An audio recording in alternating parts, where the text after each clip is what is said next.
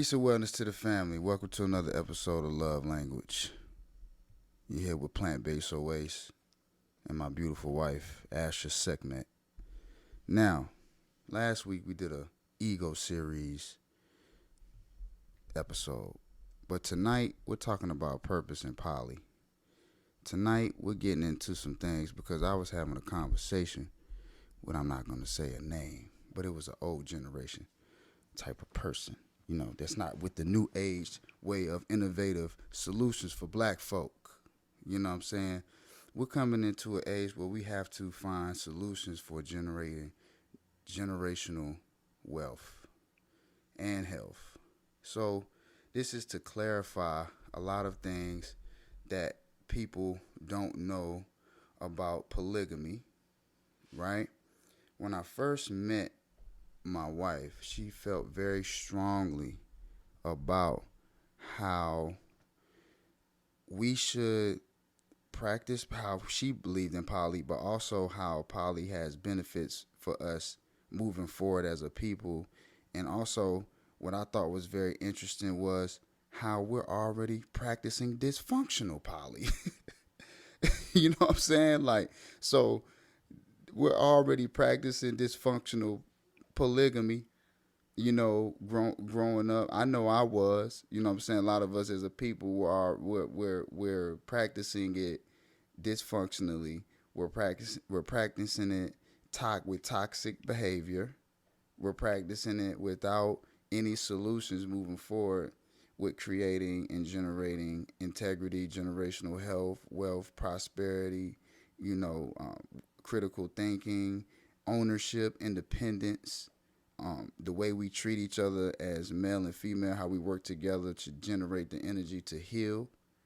It goes on, and this is all the things that I have learned from my beautiful wife moving forward. Me as a monogamous man, and I can say that I feel like that's a mastery whole process that goes into before you take the next step into polygamy. But we'll get into that later in this discussion. So I'm going to pass it over to my wife so she can break down some things dealing with polygamy that I feel like the people need to know. Okay? Let's get into it. Okay. All right. Thank you. The first thing I want to say is I was contacted by the Unseen when I came across the Grand Trine Life System and I took classes learning more about spirituality and Tantra.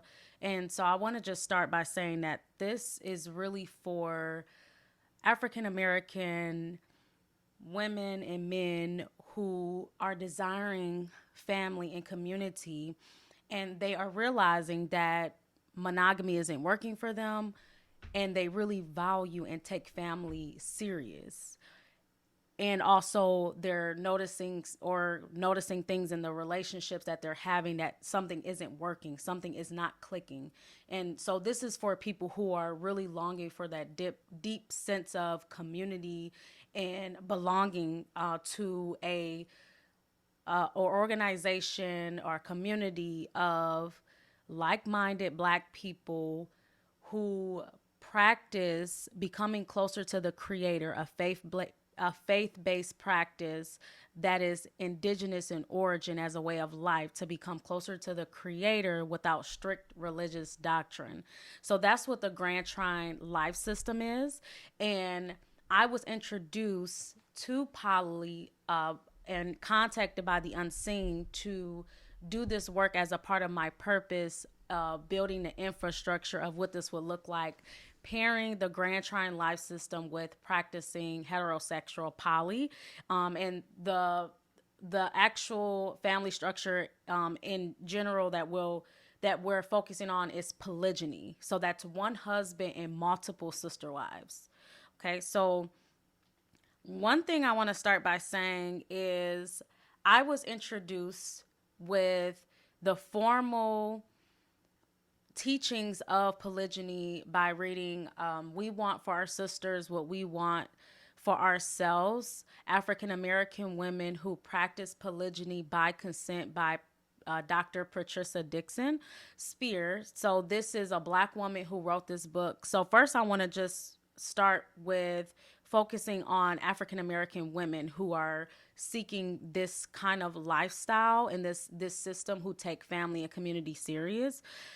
I went through my first polygyny family structure, and what became evident to me was me and the sister that I was doing the family structure with, we did not like each other. So one thing that's important to understand is that that's okay, because you're transitioning, right? You're transitioning from a different culture, a different lifestyle, a different way of life. So you're transitioning from a Western, individualistic, consumer, feminist based culture to then shifting over to a community based way of life. Right.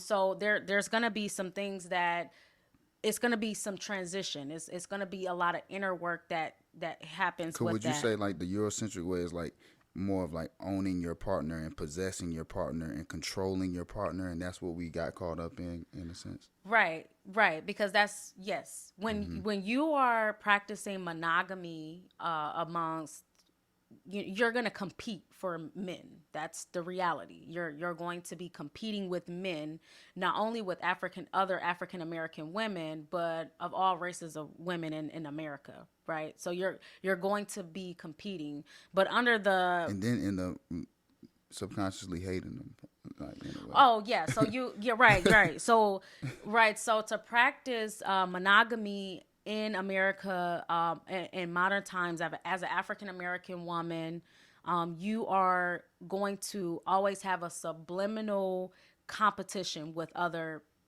black women because you're practicing monogamy. So that there, because we have to look at it from the stance that even if every black woman was married to a black man in America, there would still be millions of black women still unmarried, right? Because we have to account for the different statistics with incarceration rates, Right. And things like that in terms of viable husbands, Right. right? So you're going to be competing, and then automatically when a woman is in competition with other women, she is automatically taken out of her feminine nature. So by default, you can't even fully be a feminine woman, fully to the depths of what it truly means to be a feminine woman, under this kind of paradigm. Okay, so really, this is a solution based approach to the problems that we think we have that we do not have to necessarily have as black women in America. There is 3 communities of African American women who practice polygyny by consent. I want to say that polygyny was created by African women. The reason that it was created is so that every woman in the community had a husband and a family. It wasn't for sex. Right. So it was not for sex. And Let's clarify that. right. So that's a great point. Yes. It's to make sure that every sister has a family in a community, because the basis of it is that you have a care for your sisters, right? So there would not be an epidemic of single African American women. This would be the solution to the single motherhood, and then this would also be the solution to the overworked, the tired, the underpaid, all of the things that we can think of. And underpaid, just meaning that you have multiple streams of income when you do polygyny. So I'm just correlating that to the financial burden that you have when you choose to not have a community and be more individualistic based. So this system is basically preying on psychological and emotional warfare. Yes. Yes, that's true. And it's very hard on women. So that is really the truth behind why it's really hard on sisters in America, is because of that. So the 3 communities that do practice, sisters who practice polygyny by consent, is the Asar Society, the Hebrew Israelites, and the Muslim community that I read in the book that with Dr. Patricia Dixon, information and the study that she did. this is what the communities that she actually was taught by like polygyny, what was about, and she focused on the women, right? Because her approach was, from our perspective as women, she wanted to understand, why would a woman come into this? Because when you first look at it, when I first came across the information, you're going to think, well, that only benefits the man because of what we're taught. We're indoctrinated with a lot of feminist ideologies here in the West, and also individualism. So very self-centered mindedness. Like that's kind of what the mode is here. And I can't, just not to cut you off, but I will say and take accountability for black men to say it does have some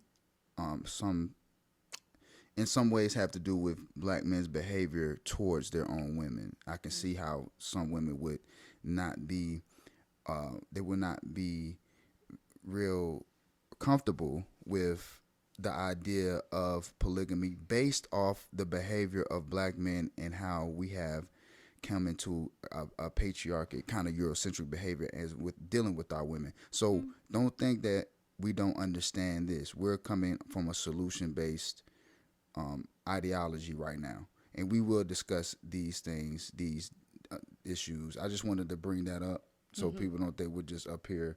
You know, we understand this. Okay, go ahead. Right. That is, it's not one sided for sure. Right. Yeah. And that's why it's a community based approach. So the main thing is that it's to find viable husbands, because polygyny is much more difficult for a man to navigate than monogamy. But like I said, the man that who is capable of that, that's why he is deserving of more than one woman. That's why.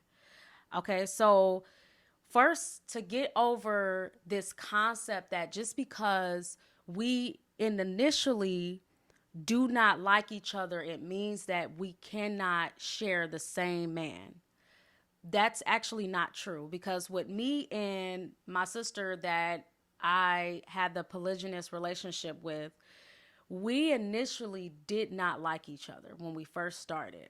It's just in the realm of illogic. We're sharing the same man, intimate time with him, attention, sex, and a relationship. And every woman, and as human beings, we want to feel special. So what we discovered when we first had our time together outside of all three of us, and it was just me and her, we were uncovering a lot of insecurities that we had about each other. It's like, she's asking me questions from a perspective of like competition. So let me see, do she have this over me or I have this over her, and I'm doing the same thing. And then after the whole situation, we're like, okay, we don't like each other. And we were like, she told me, she's like, I'm happy that happened. I was like, me too. And then we got past it. It's okay. It's okay. Y'all don't like each other. That's almost to be expected, because it's a transition to a different lifestyle. That's okay. And then we also come from families where we do not have positive relationships with the women in our family as African American women. So we come in with a level of distrust. We come in with a level of healthy skepticism because of what we've been through. And that's okay. Yeah. The main thing I want to say is that it's not a deterrence from not practicing it. It's not a deterrence. It doesn't mean that you're not polyamorous just because of that. Okay? Now, what happens is that, okay, we start in the beginning, we don't like each other, but we grew to love each other. You grow to love each other. You know, Right. that's really what it's about, because family and community is not Disney. It's not this fallacy and this false reality of everything being this certain type of way. Relationships take work. Right. So what would you say to a woman that says to you, "Well, I'm not sharing. I'm not sharing my partner." What do you say to them? I would say that one, a man is not a car. It's not something you own. So, in technical terms, that's impossible because a man is a living, breathing soul. You do not own rights to any person. A person has to choose to be monogamy on their own free will. So you technically can't do that. You can't say that.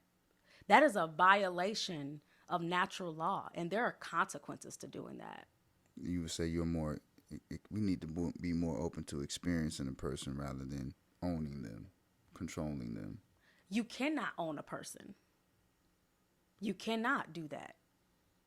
That's a living, breathing soul. That's not a car. That's not a house. That's literally like what we're doing in a sense of somebody who says, well, I'm not sharing my partner. However, their partner could have children with somebody else, and they're saying well, technically you're practicing polygamy. Yeah. But you're in denial on the sisterhood part, in the sense of Right. That's correct. That's correct. You are in a polygynous family structure. Mm-hmm. It's just dysfunctional. Mm-hmm. You are just choosing not to have relationships with each other. Right. So a man, you have multiple baby mothers, that's polygyny. Mm-hmm. It's just dysfunctional. Mm-hmm. And again, this is for women who take family and community serious. And the center of it is God. The God within. Right. Community and family. We're putting the children, they're at the forefront of our minds. It is inhumane for a child to grow up in a single parent household. That is inhumane. Yeah, you said something very profound to me one time. You said, you rarely see sisters coming together to uplift black men anymore. It's more about I ain't gonna say what it's more about, but it seems as though it's hard. It's hard for sisters to do that now. It's hard for sisters to come together to uplift black men in this society. And I just only bring that up because I feel like polygamy brings a sisterhood that would normalize that. And on both ends, on the under end, on the masculine side, it would help men to understand. It would force men to understand emotions more and understand the black woman within them. And I'm speaking to black folk specifically, to be able to get in touch, and on an emotional elevated level. Right. To be able to handle situations like that, to understand what's going on with the woman, and as much as they can, to be a problem solver. Right, that's correct. And again, my approach is looking at it from a community-based standpoint, which means is a single parent household, that's inhumane for any child to grow up in a circumstance like that. We know that child fate is to be a broken adult. They're going to have to heal from trauma. The solution is practicing polygyny. If you're having children by the same man, one can ask, well, why don't you all live in a home together? And all the children, their mothers are there, the children are there, and then they all have the father in the home. One may ask that. Now, there's a lot. As soon as you can break it down and say, well, that's juvenile thinking when we get too caught up in emotions. It's about putting the we before the I, right? So it's about putting the community needs above your own individual needs, right? That's what polygyny really helps with. It really helps you grow from a juvenile level development to adult level development. It requires you to grow. And it does require a certain level of cooperation. But the point of relationships is to grow. The point of existence is to grow. Okay, so we talked about that. Now, one thing I want to talk about is, okay, you've made a decision, you're going to practice and do polygyny. How do you overcome jealousy? One thing that is talked about with Dr. Patricia Dixon is seeing yourself in each other's shoes. So you put yourself in your sister's shoes. This is how you're able to elevate. And then I just want to go back to this point here.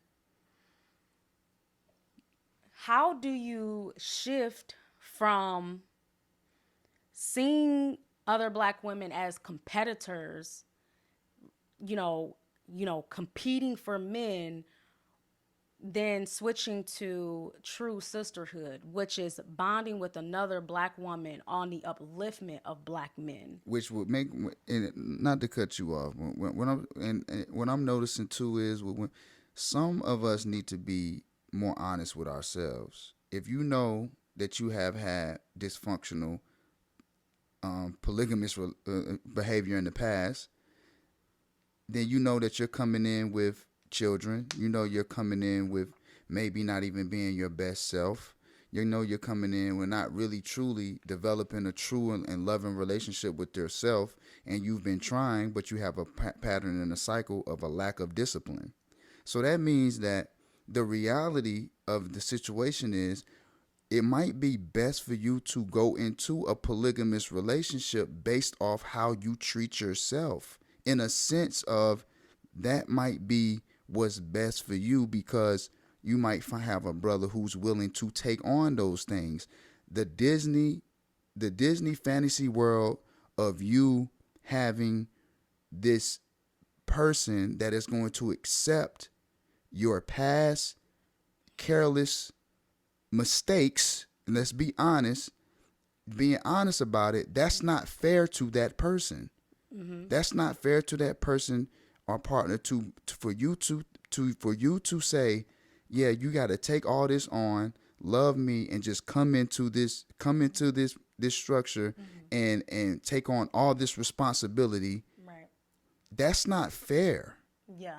That's not in all reality. And don't think I'm talking that. I'm talking to myself too. Right. This type of conversations that I was having with myself too. So you have to kind of know not only the value that you bring, and also kind of what, not dwelling in the past, but you have to understand of the things that have happened in the moments that you captured in the past with your behaviors and your impulsive decisions, and what you're bringing in the now to a companion that you're trying to attract.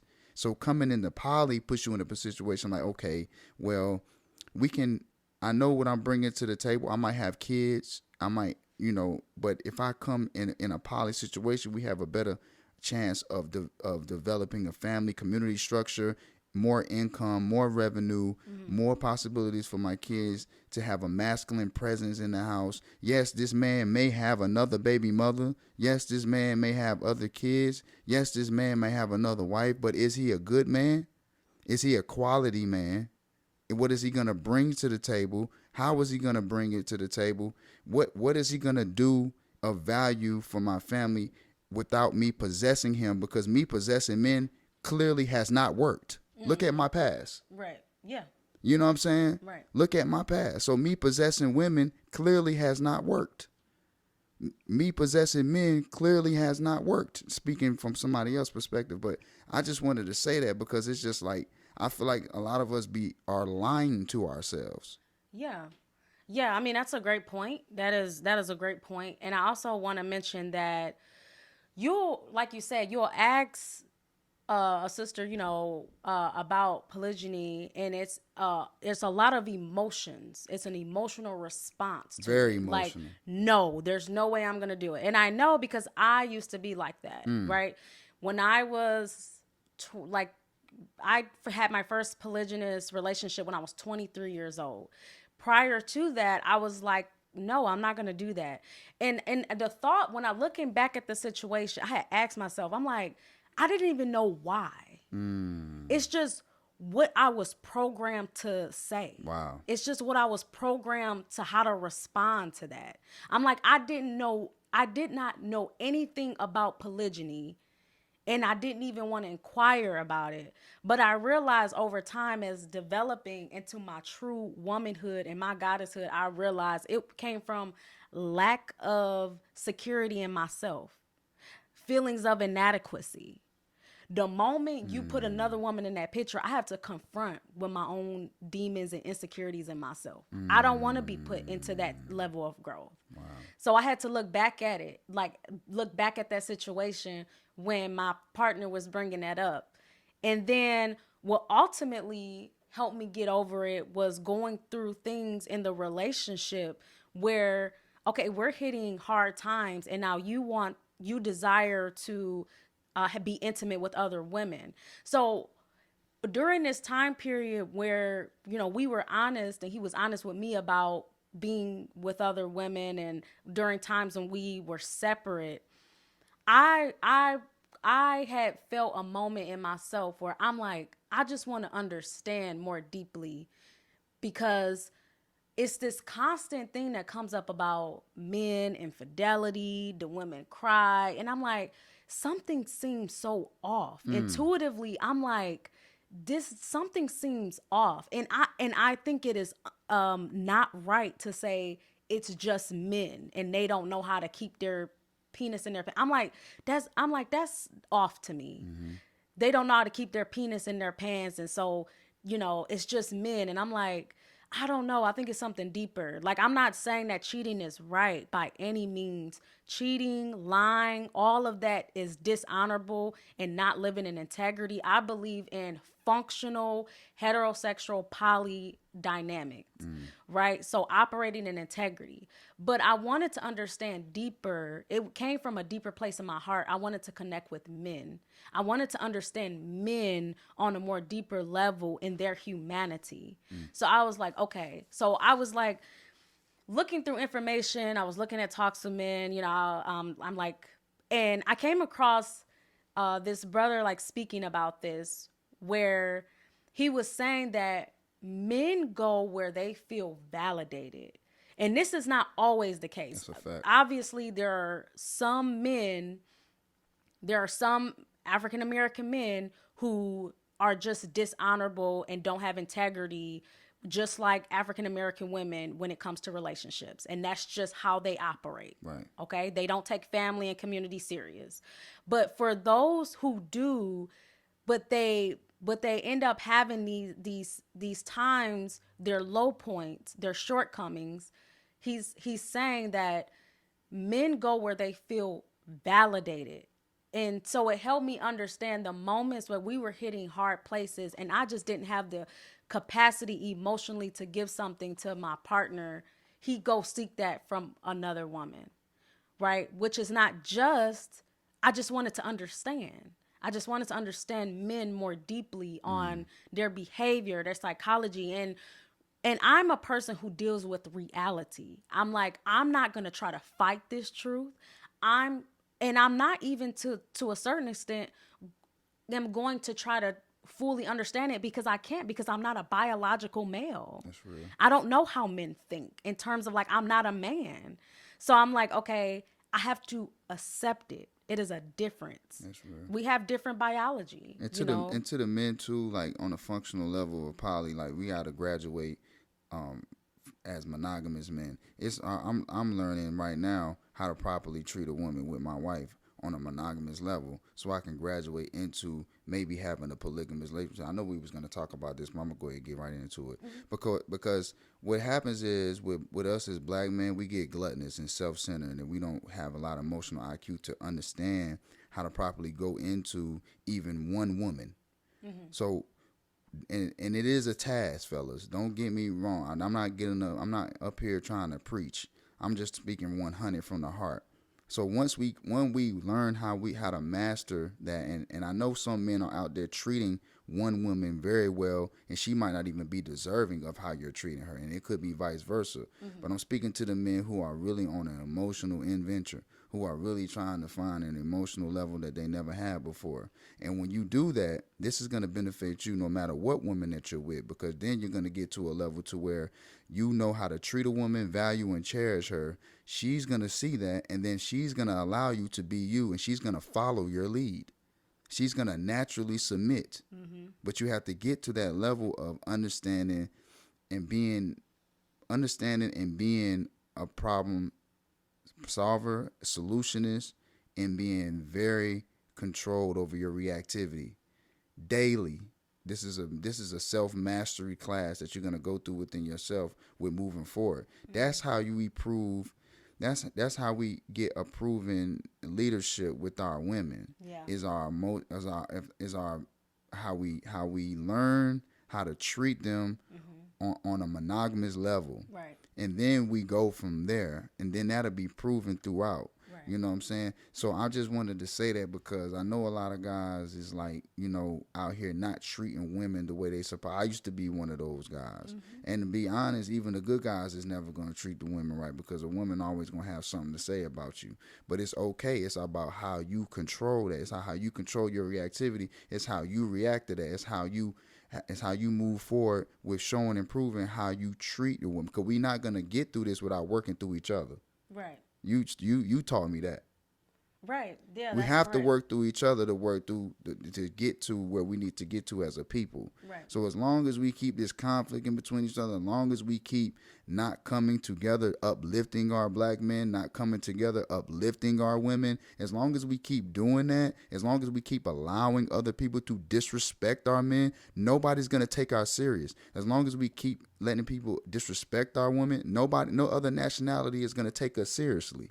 They're going to look at us like we're a joke. And honestly, we are, until we learn about these other ways outside of this Eurocentric way of living, like polygamy, being open to it, not having an emotional reaction because of a past traumatic experience that you experienced with somebody else that you are bringing into an intellectual problem-solving conversation that can bring us up in a lot of different ways that are beneficial to us. Let go of that and listen up to polygamy, to anything outside of that can be a solution for us as a people, Yeah, and I also want to say, because I always want to make things very clear, that there are various communities where you can go to as an African American. So I also want to make this clear, because what we're speaking is not for all African Americans, right?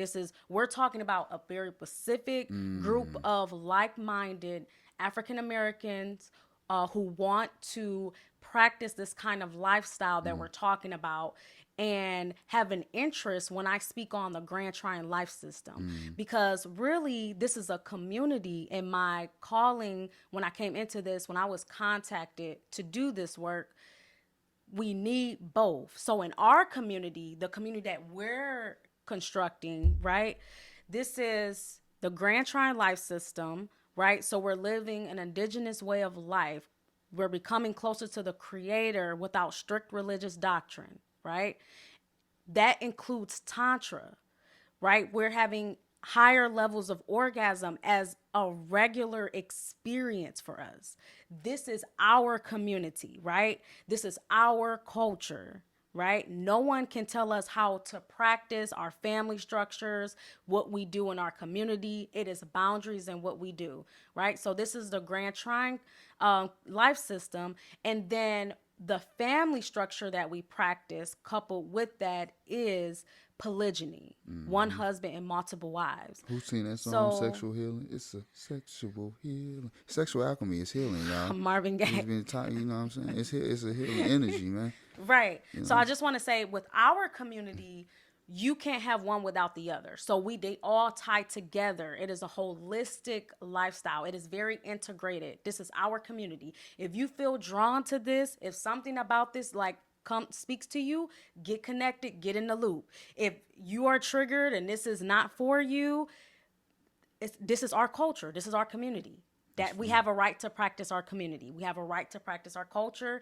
Okay, great. It's not for you. Cool. Right. There's so many communities out here that exist. Go find. Right. I'm always saying this. Find your people. Find your tribe. And it's okay if you're interested. Don't allow nobody to deter you from something that you could be that you feel like you're interested in Mm-hmm. and don't know much about, and you want to inquire about more information about it. That's fine too. Just because they're turned off about it, that's fine. Let them go their way. You go in your direction, and you learn more about actual culture. Yeah.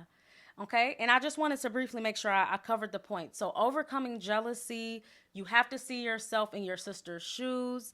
You have to have a natural care for your sister, like a true care for her as a mirror. You all are mirror. I am a reflection of my sister. And like I said, it's like my biological sister. There's days I don't like her. There's days where I want to slap my sister. That doesn't mean that I don't like her. And I hope we're not ever, I'm not going to ever do that. That's not, I just want to say that. I'm just saying the emotions of when you're in hardship of relationships and sisterhood and what it truly takes. You may have days where you feel like that. But at the end of the day, I I would die for my sister, right? That it's like it's that level of commitment to each other. It's like, and the upliftment of our man together, right? It's a superior way of thinking. And it really, and that's why when you look at the differences, right, with monogamy, right, you are physically fighting women in like that level of vibration, which makes me very sad, like that, you know but when you're in polygyny, you are operating in femininity, which is a joining energy. So you can have days, like I said, every day you're not going to like each other. You're going to have days where it's, everything is not perfect. It's not peachy and cream. But the main thing is that it's not a deterrence that it's not working or that it's not for you. It just means that it's like family. Some days we're having our days. Like that's okay. That's completely that's expected. You get through it though. That's the whole point of family. So the other thing is that realizing to get over jealousy, there's nothing wrong with you and that you're not lacking something just because your mate desires another woman.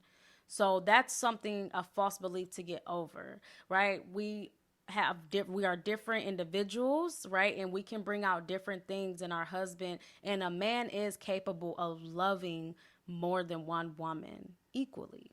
That's true, right? And the other thing I wanted to mention was one thing that I learned the husband can do to help mediate the jealousy between the women is to not talk about the relationship with each of the wives about each other. Do not talk about the relationship that you have with the other sister. So if you all are going through something, do not go and vent to the other sister about what's going on. Or even if it's going good, like just don't do that, because as human beings we can tend to overthink, and then it can cause unnecessary comparison and competition that can cause sisters a lot of pain. You don't want to see your sister wives bickering and in pain and unnecessarily, right? The whole point of why we're doing all this is to live in abundance, love in abundance. The love True. frequency always, and let me say this too. Okay, I can already see some people getting triggered. We're coming from a solution based mentality. Okay, we're not. We're getting far away from westernized ideology. We're getting far away from Eurocentric way of living, and we're getting into true culture and the possibilities of us coming into really gaining true independence and wealth. We do not have to play by these rules, man. We do not have to play by these conditioned brainwashed rules. We don't. We can totally create our own community, and this is why we're talking like this to y'all right now, because I already can feel intuitively how some of y'all are getting triggered by just hearing this information. You know what I'm saying? So I'm gonna go ahead and address it now, because and use my intuitive abilities Mm-hmm. to say this.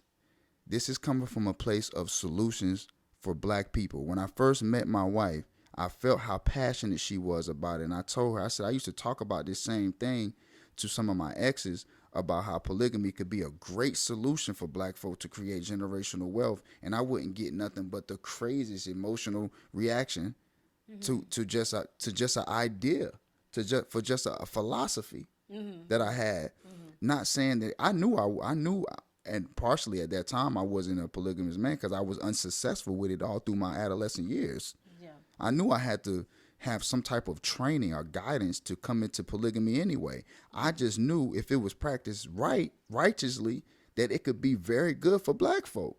Intuitively, even with me being in a dysfunctional poly relationships prior, I knew if it was done right, then it could definitely be beneficial for us. So I'm just saying, I just say that to say, don't be triggered if it's not for you. Like my wife said, it's not for you. But I'm telling y'all, we have to get out of these westernized way of living, and we don't have to press the same buttons. We don't have to live the same way. We don't have to take on the same religions. We don't have to do that.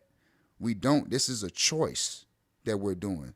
So when somebody is coming to break the code, when somebody is coming with that, you know what I'm saying, with that encrypted message through the matrix, it's good that you might want to pay a little attention to it.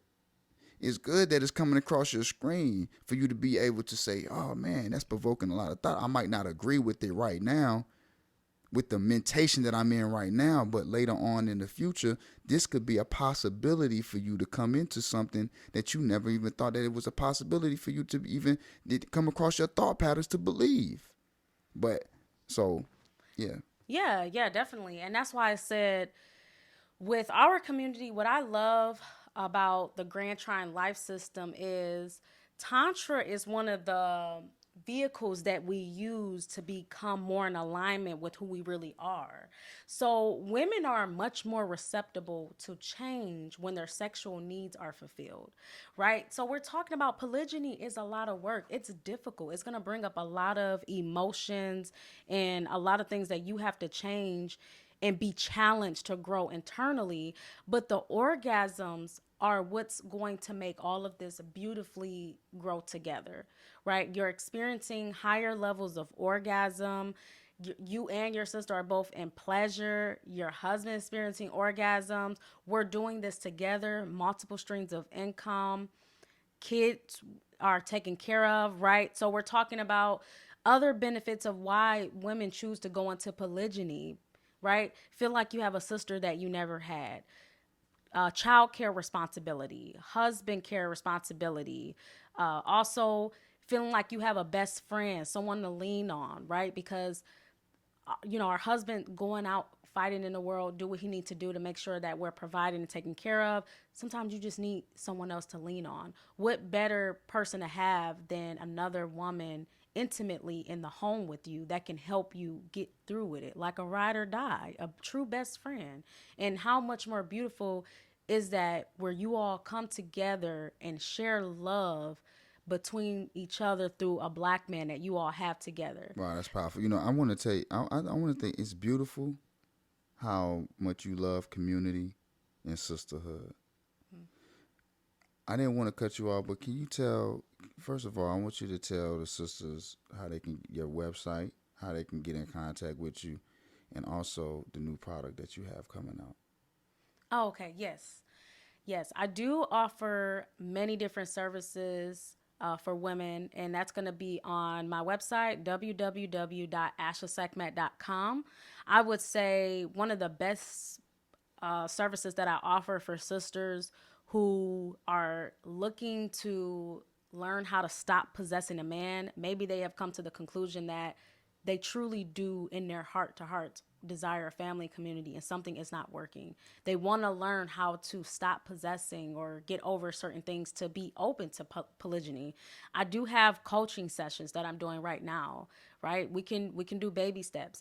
I have went through womanhood initiations formally, and I can also help you go through womanhood initiations, complete your womanhood development. There's a lot of different services that I offer. So sticking with our community and you feel drawn to this, I can walk you through there. You can get where I am at it quicker, faster, and higher. And then when you get up to a higher place, teach me so then I can come up. And then we just keep going, right? It's growth mentality. It's not competition, right? We don't do that, right? Because I'm in abundance. What I'm about love in you abundance. got any tangible products on the way? Yes, I do. So, with Supreme Wellbeing, right? We have for the ladies is the Yoni Sting Tea. Okay, so this is going to be a new product that's going to be offered to help with your woman's reproductive health. And I mentioned this on the last love language series. I experienced my first painless menstrual cycle, right? So I'm just here to offer another service, another thing for you to help you with your femininity journey, right? This is going to help you with better orgasms. It's going to help you with your fibroids. It's going to help eliminate those and also help with improving menstrual cramps, right? So you want to improve that, right? Women are not meant to be in pain. That is a false belief. Women are not given bleeding every month because they're meant to be in pain. Women are not condemned. No, that's religion taught. Religion taught us that, right? That's not true. Okay, so you are meant to live a life of bliss, pleasure, orgasm infinitely. Pain is a choice. That's right. You Polygyny. know, we're gonna have to do a part two of Okay. this. Okay. This was good. This was good. And you know, we had a little technical difficulties a little bit in the beginning, but we're gonna do a part two of this. I like your energy on this. I think they need to hear more about this. Okay. So we're gonna come with a part two. Well, let us know in the comments if we need to come with a part two. You know, I feel as though we do, but we care more about what y'all think. You know what I'm saying? If y'all think we need to do a part two on purpose of polygamy, my wife has plenty more points she wanted to make on this. And I know she would be more than willing to share it with y'all. So y'all let us know if y'all want a part two, and we're gonna get back to the ego series too. But before we do, we can do a part two to this or whenever, however it flows out. But I really enjoyed this, and yeah, it was dope.